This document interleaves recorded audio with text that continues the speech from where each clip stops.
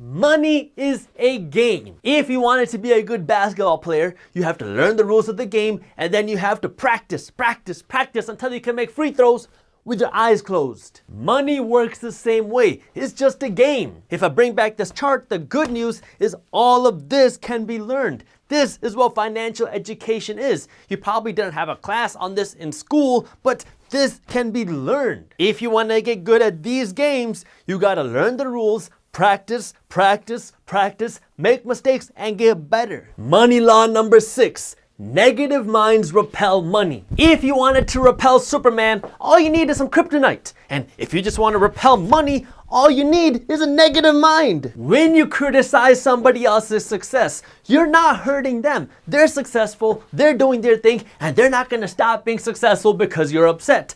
But you are stopping yourself from becoming successful when you criticize success. And that's not all. You will 100% without a doubt never become successful if you tell yourself you cannot do it. You can't do it, Jaspreet. When you tell yourself you can't do something, your brain shuts off and it will stop trying, which is why instead of saying you can't do something, ask yourself, how can I do something? Money law number 7. What you're worth on paper is not what you're worth in cash. The cash in your hand is how much money you can spend today without selling any of your assets and without selling any of your investments. The amount of money you're worth on paper is how much you think you're worth based on the assets that you own. Just because your stock portfolio is worth $1 million today doesn't mean it'll be worth $1 million tomorrow. So what does this mean? It means you should absolutely not live a lifestyle based off of what you think you're worth on paper. You should be living a lifestyle based off of how much cash you have in your hand. I cannot tell you the number of business people that I have worked with that start living these huge lavish lifestyles because of what they think they're worth on paper. And then when things go wrong, these are also the first people in line to lose their shirts. Money law number 8. Protect your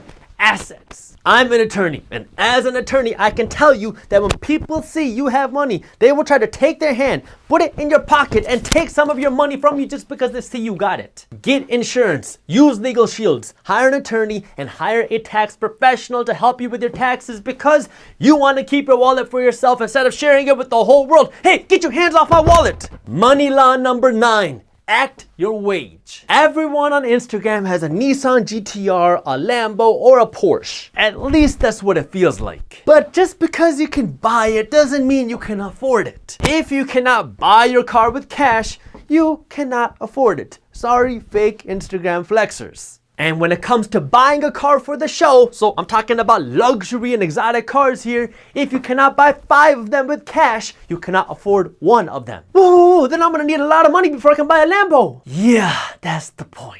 When I was finally starting to see some success as an entrepreneur, I really wanted to go out and buy a brand new Beamer. And all of my friends around me kept saying, Jaspreet, go buy the BMW. It will look sweet. It would have cost me like $50,000, which I had ready to go. But do you know what $50,000 can do when you're starting off as an entrepreneur or starting a business? $50,000 is a full-time employee's salary. $50,000 is rent for a year. $50,000 is a new software that can make us more money. There's nothing wrong with buying nice things or buying luxury things, but you should only be buying luxury when you can afford to buy it without worrying about the price tag. And money law number 10. Diversification isn't always the right answer. You've probably heard people say that millionaires have 7 streams of income. But what you're missing at the end of that statement is that the millionaire didn't become a millionaire because they had 7 streams of income. They became a millionaire because they mastered one thing. And once they figured this one thing out, that's when they moved on to 2. And once they mastered the second, that's when they moved on to 3. If you try to do 7 things at once because you think that's what millionaires do, so you try to start a business, you try to start lending money to your cousin, you try to start flipping real estate, you try to start the Shopify business,